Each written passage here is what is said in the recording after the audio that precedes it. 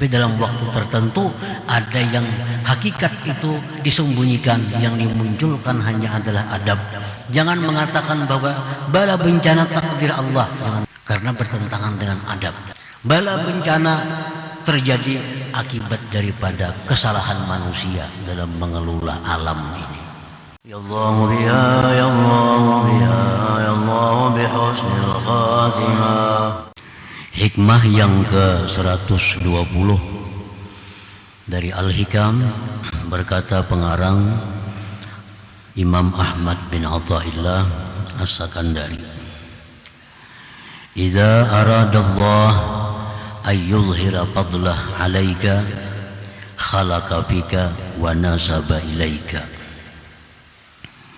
Artinya, apabila menghendaki Allah Subhanahu wa ta'ala menampakkan, menzahirkan anugerahnya atas engkau, maka Allah ciptakan amal pada engkau dan Allah nisbahkan amal itu kepada engkau.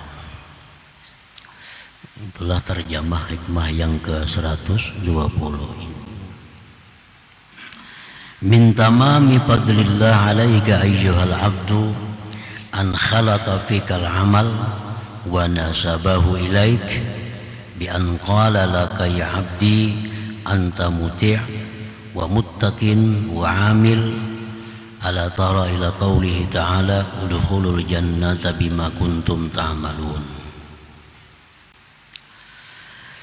Sebagian dari kesempurnaan anugerah Allah atas engkau wahai seorang hamba, bahwa Allah menjadikan pada engkau suatu amal, ibadah, taat, dan Allah menisbahkan amal itu kepada diri engkau,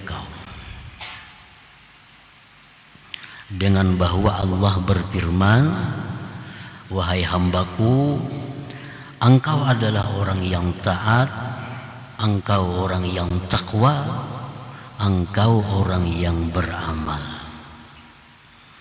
Adakah tidak kau lihat kepada firman Allah, masuklah kalian ke surga dengan sebab amalan yang kalian kerjakan.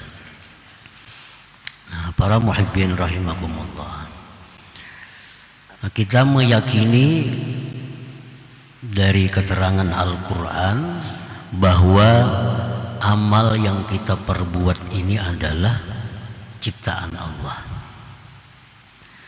Sudah kita yakin seyakin-yakinnya bahwa apa yang kita perbuat itu adalah ciptaan Allah. Dalilnya wallahu khalaqakum wa ma ta'malun. Dalam Al-Quran Allah menjelaskan bahwa Allah yang menciptakan kalian dan Allah pula yang menciptakan perbuatan kalian. Nah, jadi perbuatan ini, taat misalnya, itu ciptaan Allah. Apabila kita diberi Allah taat, maka itu anugerah Allah. Anugerah Allah. Nah, kemudian kesempurnaan dari anugerah Allah itu, kita disebut Allah sebagai orang yang berbuat taat. Padahal taat ini ulahan Allah sebenarnya. Taat ini ulahan bikinan Allah. Tapi Allah dengan anugerahnya menyebut bahwa kita itulah yang taat kepada Allah. Takwa yang ada pada diri kita ini itu diciptakan oleh Allah. Lalu kita jadi orang takwa. Nah, itu anugerah Allah. Anugerah itu disempurnakan lagi oleh Allah dengan sebutan bahwa engkaulah yang takwa itu, ujar Allah. Engkaulah yang takwa itu. Padahal ini takwa bikinan Allah. Allah di tengah-tengah para malaikat berfirman, wahai malaikatku, itu lihat hambaku, dia taat kepadaku. Wahai malaikat, lihatlah hambaku Fulan bin Fulan, dia takwa kepadaku. Nah, ini anugerah Allah kepada kita, bahwa kita diberi Allah taat dan diberi Allah sebutan kita yang taat itu, kita yang berbuat taat itu. Nah, ini kesempurnaan dari anugerah Allah Subhanahu wa ta'ala.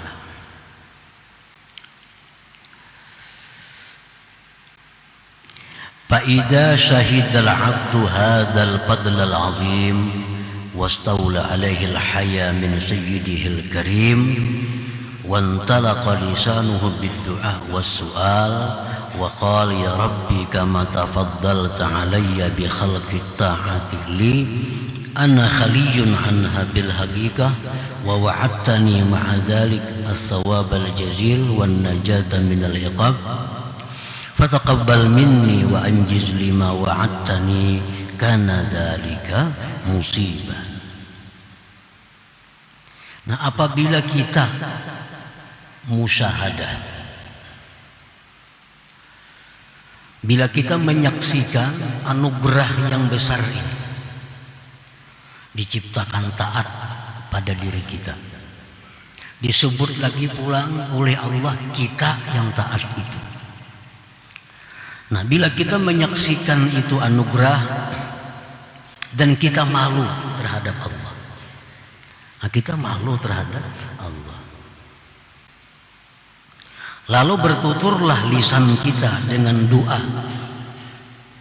Ujar kita kepada Tuhan, wahai Tuhan, sebagaimana Engkau berikan anugerah atasku dengan diciptakan taat bagiku, padahal aku tidak ada sebenarnya, dan Engkau janjikan serta yang demikian itu pahala besar, selamat dari siksa, maka terimalah daripadaku dan luluskanlah bagiku janji yang Engkau janjikan kepadaku.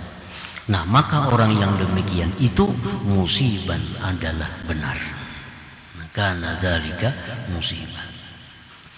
Artinya apabila kita musyahadah, bila mana kita memandang, menyaksikan anugerah Allah berupa taat, berupa nisbah taat itu kepada diri kita, lalu kita malu kepada Allah dan kita berdoa, terimalah taat hambamu ini, luluskanlah janjimu kepada hamba dengan pahala yang besar, selamat daripada siksa, maka itulah seseorang musibah dalam keadaan yang benar artinya. Nah, para muhibbin rahimakumullah, dicontohkan lagi umpamanya kita mengajar seseorang menulis. Nah, kita ajari orang itu menulis dengan baik. Nah, sehingga orang ini bisa menulis, padahal dulunya kada bisa menulis. Kita ajari menulis, lalu orang ini bisa menulis, bagus tulisannya, dididik, dilatih, sehingga dia menjadi orang yang bisa menulis. Nah, sesudah pandai bisa menulis, lalu orang ini kita suruh, menjadi kita, oh si Fulan, tulisakan Pak, tulisakan aku Bismillahirrahmanirrahim. Nah, bila engkau menuliskan Bismillahirrahmanirrahim, maka engkau akan aku beri hadiah. Lalu ditulisakannya Bismillahirrahmanirrahim. Nah, lalu ujar kita yang melajarinya ini, terima kasih banyak, ikam telah menulisakan bagiku Bismillah. Nah, ini kamu kuberi hadiah, ini engkau kuberi hadiah yang besar. Nah, orang ini mestinya adalah malu kepada kita. Orang ini mestinya malu kepada kita, karena dia bisa menulis, dididik, dilajari oleh kita. Begitu dia pandai menulis, kita suruh menulis, ditulis, kita ucapkan terima kasih yang sebesar-besarnya kepadanya, bahkan kita beri hadiah. Nah, orang ini mestinya malu kepada kita, malu kepada kita. Nah, demikian halnya untuk mendekatkan pemahaman kita dengan ini, bahwa kita ini taat, Allah yang memberikan taat itu. Allah yang bisa menyebabkan kita taat ini. Lalu Allah menyebut kita orang yang taat, dan diberi Allah lagi pembalasan yang besar di akhirat kelak. Nah, jadi apabila kita musyahadah, bila kita memandang yang demikian itu, maka mestinya kita malu terhadap Allah Subhanahu wa ta'ala. Wa amma madhammus sifat wal a'mal wa masawihima fayaqtadil adab ayyudhifa dhalik ila nafsih wa ayya'tarifa bi anna dhalika min jahlihi wa zulmi. Nah, sebagaimana tadi bahwa kita apabila menyaksikan taat kita ini adalah ciptaan Allah, di situ kita disuruh untuk menisbahkannya itu kepada Allah Subhanahu wa ta'ala, walaupun Allah menisbahkan kepada kita. Ujar Tuhan, engkau orang yang taat kepadaku, engkau orang yang bertakarrub kepadaku, engkau orang yang takwa kepadaku. Nah, itu mesti kita jawab bahwa tidak demikian ya Allah. Hamba ini bisa taat karena anugerah engkau. Hamba ini taat karena taufik engkau. Hamba ini taat karena pertolongan engkau. Hamba ini bisa taat karena kemudahan yang diberikan engkau. Nah, para muhibbin rahimakumullah, itu demikianlah hendaknya setiap kali kita melakukan kebaikan. Setiap kali kita melakukan kebaikan, setiap kali kita mendapat suatu kenikmatan, maka hendaklah kita di situ musyahadahkan bahwa ini semua adalah anugerah daripada Allah. Ini semua adalah taufik, hidayah dan pertolongan dari Allah Subhanahu wa ta'ala. Walaupun Allah menyebut kita sebagai orang yang taat, walaupun Allah menyebut kita orang yang takwa, walaupun Allah menyebut kita orang yang beramal, tapi hendaknya kita mengakui dan mengucapkan bahwa itu semua adalah dari Allah Subhanahu wa ta'ala. Nah, para muhibbin rahimakumullah, adapun sifat-sifat yang tercela dan amal-amal yang jahat. Nah, kita melakukan maksiat, kita melakukan kesalahan, sesuatu yang dilarang oleh Allah. Nah, bila kita melakukan itu, maka adab menuntut, adab seorang hamba kepada Tuhan itu menuntut bahwa menisbahkan yang demikian kepada dirinya dan mengakui bahwa itu adalah dari kebodohan dan kezalimannya. Kalau kita melakukan satu dosa, melakukan satu maksiat, nah itu adab menyuruh bahwa kita menunjukkan kepada diri kita, itu kesalahanku, itu kebodohanku, itu kezalimanku. Walaupun seluruhnya itu adalah kullun min indillah, seluruhnya daripada Allah Subhanahu wa ta'ala. Nah, para muhibbin rahimakumullah, qala Sahal ibnu Abdillah At-Tustari rahimahullah, idza amilal abdu hasanatan wa qala ya Rabb anta bifadlika ista'malta wa anta a'anta wa anta sahalta syakarallahu ta'ala lahu dhalik wa qala ya abdi bal anta ata'ta wa anta taqarrabta. Apabila seorang hamba berbuat satu kebaikan, lalu hamba tadi berkata, ya Tuhanku, kebaikan yang hamba perbuat ini adalah anugerah Engkau, bikinan Engkau, pertolongan Engkau, taufik dan hidayah daripada Engkau. Nah, maka Allah bersyukur kepada hamba tersebut. Artinya Allah bersyukur, Allah berterima kasih kepada hamba tadi. Bahkan Allah berfirman, ya Tuhan, kada ikam, engkau yang taat itu, engkau yang berbuat ibadah itu, engkau yang beramal itu.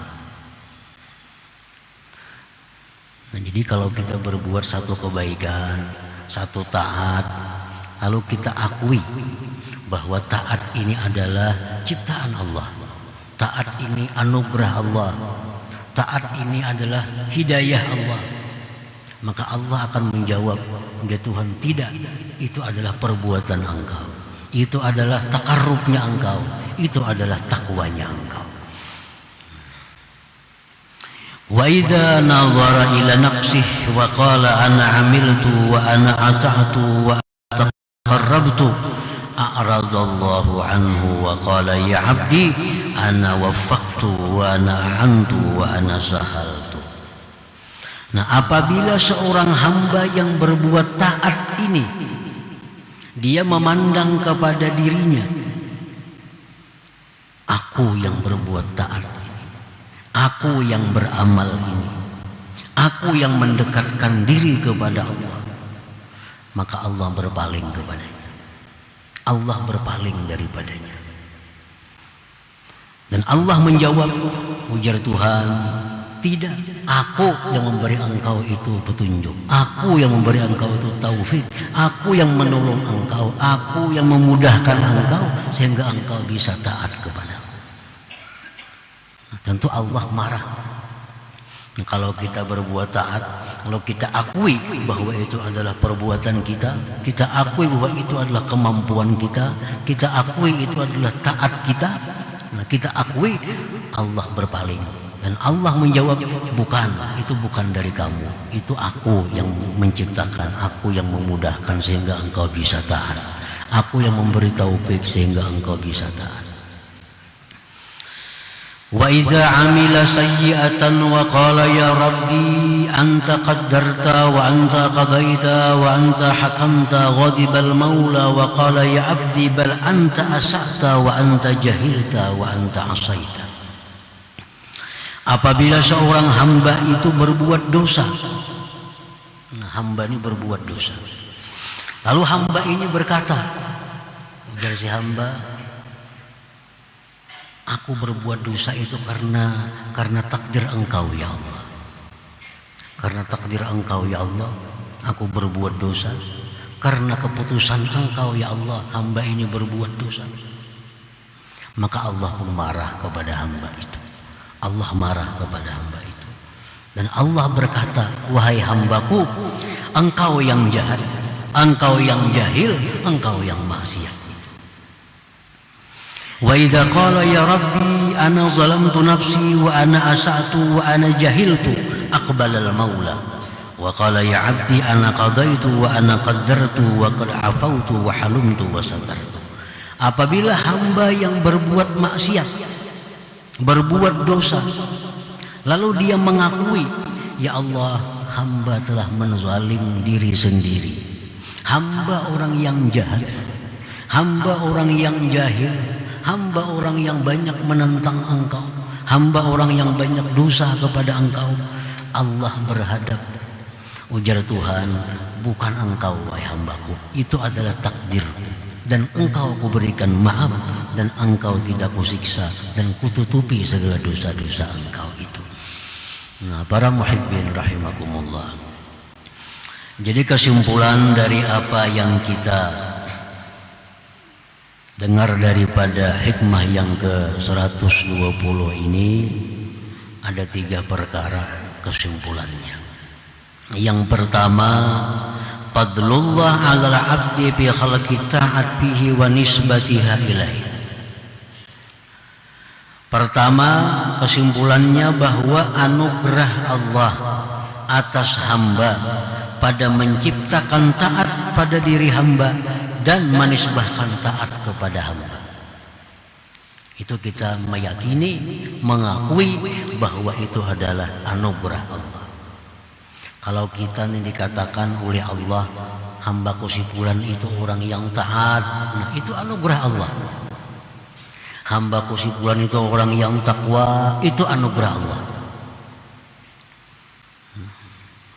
Yang kedua, muqtadal hakikah wal adab zahirun bil hasanah faya'tariful abdu annaha minallah. Tuntutan hakikat, tuntutan adab itu nampak pada kebaikan, maka dia mengakui si hamba bahwa itu dari Allah Subhanahu wa ta'ala. Jadi kalau kita berbuat taat, maka di sini hakikat dan adab jadi satu, dimunculkan. Kalau kita berbuat taat, hakikat dan adab satu, menisbahkan itu kepada Allah Subhanahu wa ta'ala. Untungnya ikam kawa sembahyang ini.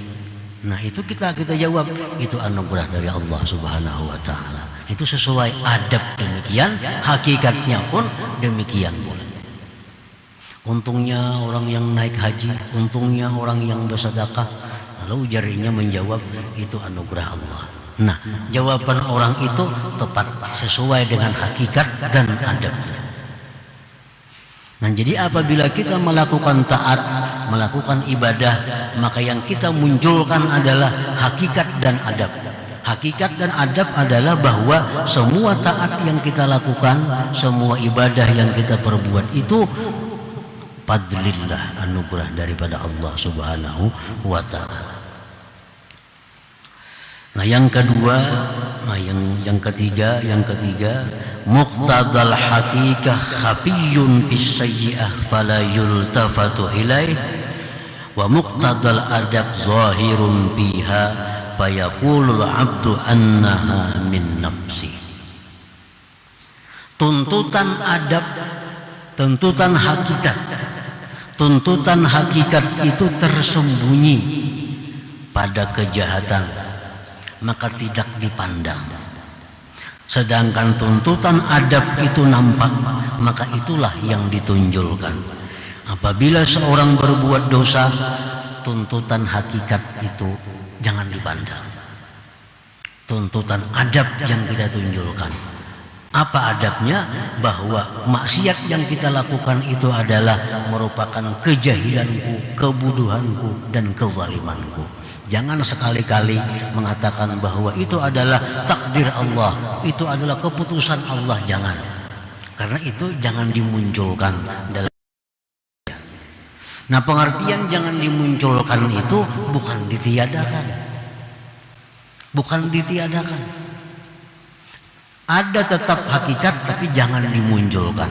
Yang kita munculkan adalah bahwa itu kebuduhan diri kita, kezaliman diri kita, dan kesalahan diri kita bila kita berbuat suatu dosa atau maksiat kepada Allah Subhanahu wa ta'ala. Nah, para muhibbin rahimakumullah, demikian hal-hal yang bersangkutan dengan nikmat, yang bersangkutan dengan bencana. Nah, sama hal demikian. Dalam Al-Quran disebutkan ma asabaka min hasanatin, ujar ahli tafsir, min ni'matin, sesuatu yang mengenai engkau daripada kebaikan, nikmat, itu faminallah. Kita berdagang hari ini banyak untung. Nah, itu tampakkan adab dan hakikat bahwa itu dari Allah. Itu dari Allah. Kita hari ini dapat keberhasilan, hari ini dapat keberuntungan, hari ini dapat hal-hal yang menyenangkan, maka kita munculkan bahwa itu semua adalah anugerah Allah kepada kita. Wa ma asabaka min hasanah fa minallah, wa ma asabaka min sayyi'atin fa min nafsik. Sesuatu yang menimpa engkau daripada kejahatan, bencana dan sebagainya, pamin nafsik, maka dari diri engkau. Nah, kalau berdagang hari ini rugi, ini kesalahanku. Berdagang hari ini kada untung, ini adalah kejahilan daripadaku. Bahwa ini adalah mungkin kesalahan daripadaku. Nah, jangan sekali-kali kita berdagang hari ini rugi, takdir Allah Subhanahu wa taala itu jangan dimunculkan. Jangan dimunculkan, bukan ditiadakan, tapi jangan dinampakkan.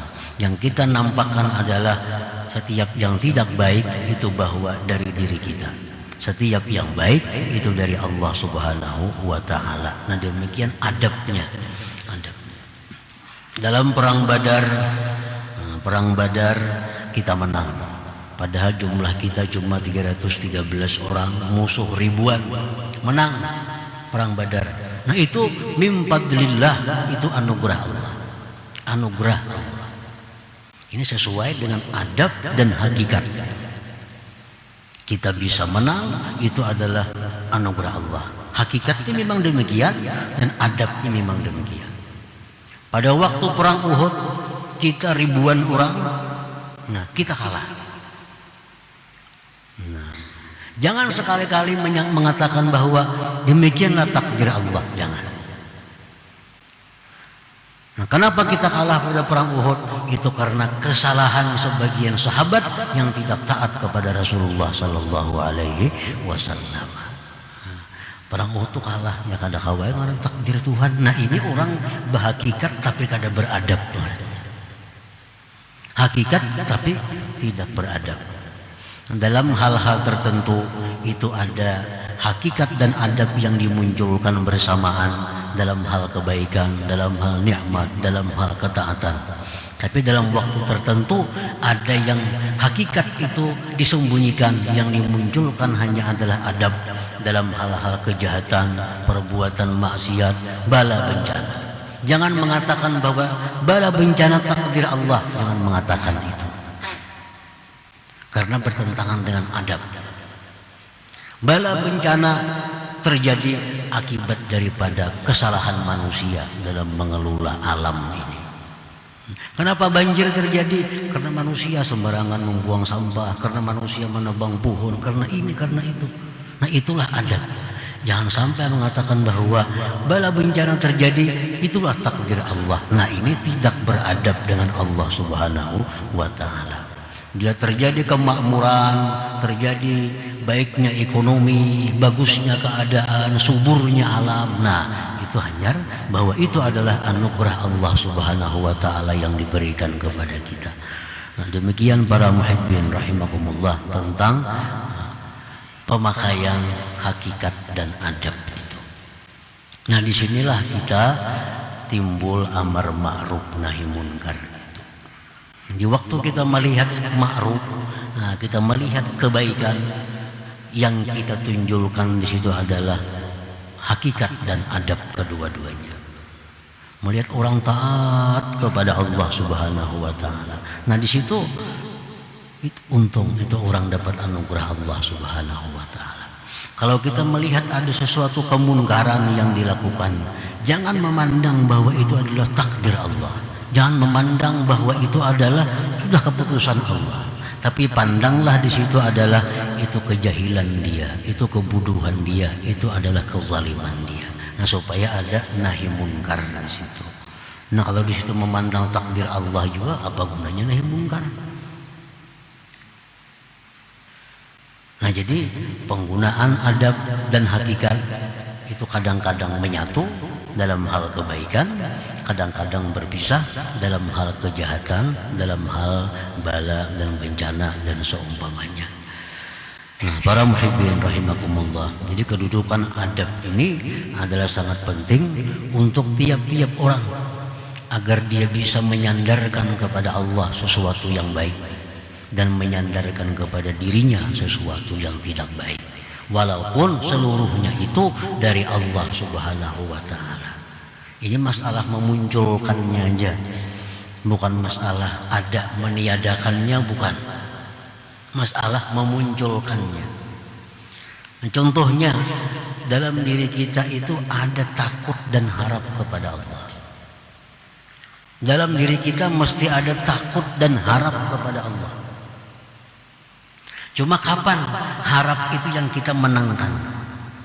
Kapan takut itu yang kita menangkan? Nah, di waktu kita berbuat taat kepada Allah, di situ hendaknya harap yang kita munculkan supaya taat kita ini bagus, taat kita ini rajin, harap yang dimunculkan. Nah, dalam hal kita menghadapi kemaksiatan, dalam hal menghadapi yang haram, di situ takut yang dimunculkan, harap kita tenggelamkan, kita sembunyikan. Nah, kedua-duanya itu perlu ada dalam diri kita. Kalau kita hendak berbuat taat misalnya, berbuat taat, mah aku takutan, aku banyak makan yang haram, bisa taat kada diterima Tuhan. Nah, kada jadi taat ini orang, karena memunculkan masalah, munculkan masalah. Padahal begitu kita hendak taat, mestinya kita lihat Allah itu maha menerima, Allah itu maha penyayang, Allah itu maha pengampun. Kalau kita bisa taat dengan nyaman. Nah, begitu kita menghadapi maksiat, yang kita munculkan apa? Takut. Jangan dimunculkan haram. Berbuat maksiat, wah Tuhan pengampunnya, kena diampuninya aja. Habis semua maksiat kita gawe. Karena salah dalam hal memunculkan antara dua itu. Nah, demikian hakikat dan adab. Satu saat kita munculkan kedua-duanya, satu saat kita munculkan adab. Nah, para muhibbin rahimakumullah, selanjutnya hikmah yang ke-121. Ila hadratin Nabi sallallahu alaihi wasallam al-Fatihah.